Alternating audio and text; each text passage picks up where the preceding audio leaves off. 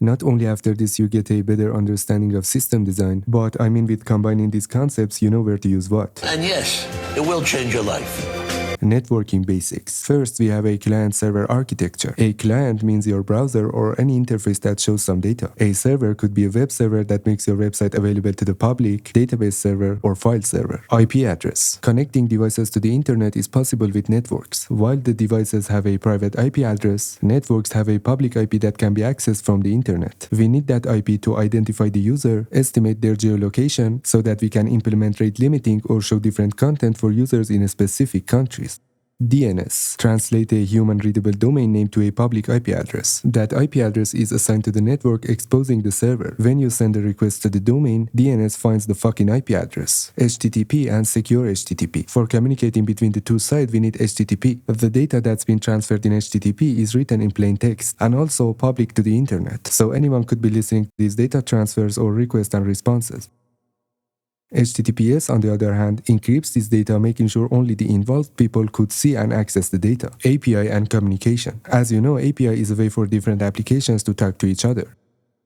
There are different types of APIs like REST and GraphQL. In REST, we call specific URLs using HTTP methods to get data or run a function on the server. But in GraphQL, with this specific syntax, we can fetch or mutate the exact data we need in a single endpoint. By doing this, we prevent under and overfetching. Also, we have RPC, specifically for frontend TRPC. We call a function/procedure that actually runs on the server as if it was a local function. This makes the APIs type safe, so if we mess something up, we immediately get a compile time error. WebSockets. A never-ending connection between both ends unless somebody stops listening. The data can be sent and received in real time. No need for request as you have a stream of incoming data, so you can take actions accordingly. Webhooks are a way for a server to talk to another if a event happens. For example, Stripe uses a webhook to send us the result of a transaction, or GitHub sends a webhook whenever some new code is pushed to the branch. API gateway, a layer between the client and backend services that sends clients requests to the proper backend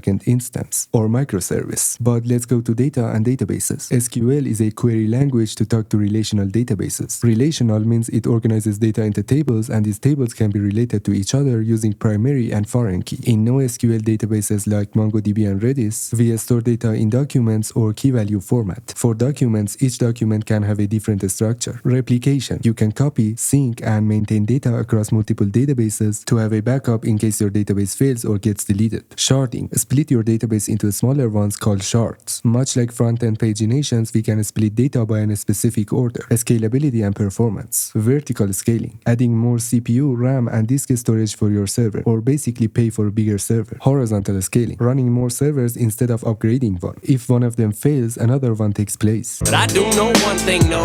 Bitches, they come, they go. Load balancing is a way to handle network traffic across multiple servers to prevent a single server from being overloaded. Caching is storing frequently used data in a temporary and high-speed storage, such as memory, exactly what Redis is doing. Caching can be implemented in different layers such as gateways, applications, or databases. CDN is for delivering content from a server deployed closest to the user's region based on their IP address. CDN deploys servers at multiple locations all around the world. These locations are called POPs. A server inside of it is called a edge server. Distributed Systems Principles, or DSPness. First, microservices, or your backend, divided into small independent services. Each service is responsible for a specific business functionality. They can be developed and deployed independently. Microservices usually communicate with each other over gRPC, REST, or messaging systems. They are deployed in different environments, servers, and cloud providers. And if one of them fails in any environment, it's difficult to identify the root cause of the problem. That's why we need containers to manage microservices effectively by isolating and managing them in self-contained runtimes. This makes us able to run, restart, and identify failing services. And like that wasn't enough, we also have Kubernetes to orchestrate or manage these containers. Rate limiting is a mechanism to control the number of requests that a client can send to the server within a specific time period. No, bitch.